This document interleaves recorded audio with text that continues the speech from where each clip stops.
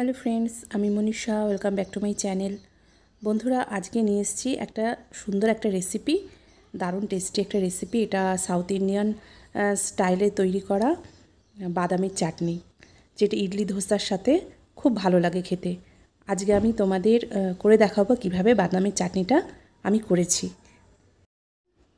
দেখো, বাদামের চাটনি করবার জন্য আমি ছোট এক বাটি বাদাম নিয়ে নিয়েছি, আর সেটা শুকনো কড়াইতে একটুখানি টেলে নিচ্ছি যাতে কাঁচা ভাবটা চলে যায়। জাস্ট 2-3 মিনিট এইভাবে একটু টেলে নেব।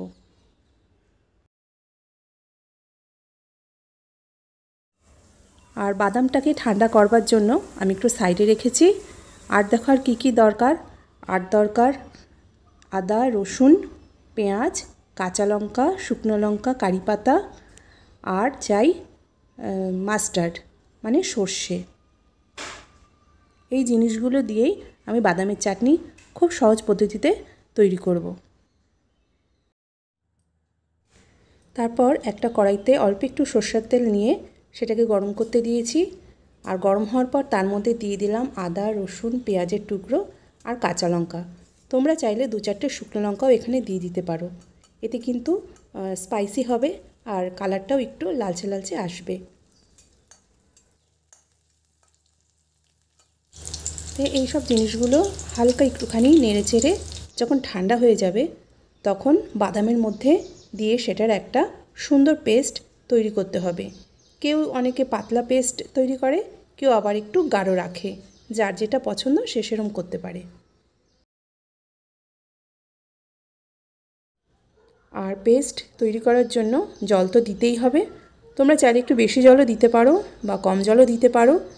আর পাতলা খেলে একটু বেশি জল দেবে, আর গাঢ় খেলে একটু কম জল দেবে। আর এই দেখো, পেস্টটা তৈরি হয়ে গেছে। এবার একটা অন্য বাটিতে ঢেলে রাখবো।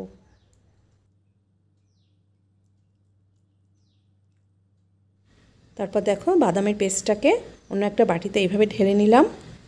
ঢেলে নেওয়ার পরে কি হলো, এই যে পেস্টটা তৈরি করেছি যে মিক্সার গ্রাইন্ডার, সেটাকে একটু ধুয়ে নেব। আগেই বলেছি তোমরা চাইলে একটু বেশি বা কম জল দিতে পারো, সেটা প্রত্যেকে নিজের চয়েসের ওপর ডিপেন্ড করছে।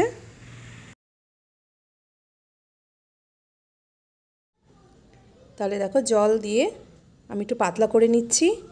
আর এর সাথে কিন্তু একটু নুন দিতে হবে, নুন না দিলে তো টেস্ট হবে না। তাই নুনটা কিন্তু স্বাদ অনুসারে তোমরা অ্যাড করে নিও।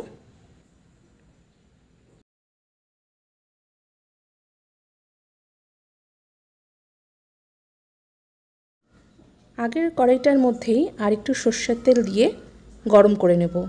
তার মধ্যে দিয়ে দেব শুকনো লঙ্কা, কারি পাতা আর সর্ষে। যে ছোটো সর্ষে আছে সেইগুলোই আমরা ইউজ করব, বড় সর্ষে ইউজ করব না, তাতে টেস্ট ভালো হবে না। তাহলে সেগুলো এক এক করে দিয়ে আমরা একটু ভালো করে সেগুলোকে ফ্রাই করে নেব। এরপর দেখো, সমস্ত ভাজা জিনিসগুলো বা বাদামের যে পেস্ট করা ছিল তার উপর ঢেলে দিলাম। এটা এইভাবেই কিন্তু ফোড়নটা দিতে হবে। আর এখানে লোকেরা এইভাবেই এটা তৈরি করে। আর এটা ইডলি বা ধোসার সাথে খেতে খুব ভালো লাগে। তোমরা চাইলে আরও বেশি করে লঙ্কা ইউজ করতে পারো যদি আরও বেশি ঝাল খেতে চাও, কারণ এখানে লোক কিন্তু খুব ঝাল খায় সাউথে, আর এটা বেশ স্পাইসি হয়। কিন্তু আমি ঘরে যেহেতু খাবো আর বাচ্চারাও খাবে, সেই জন্য আমি বেশি ঝাল দিলাম না, গোটা লঙ্কাই দিলাম। এরপরে কি করবে, ধোসা তৈরি করো বা ইডলি তৈরি করো আর তার সাথে মজা করে খাও। আশা করছি ভিডিওটা ভালো লেগেছে। ভালো লাগলে অবশ্যই চ্যানেলটাকে সাবস্ক্রাইব করো, লাইক করো, শেয়ার করো। পরের ভিডিওতে আবার দেখা হবে। ততদিন সুস্থ থেকো, ভালো থেকো, টাটা।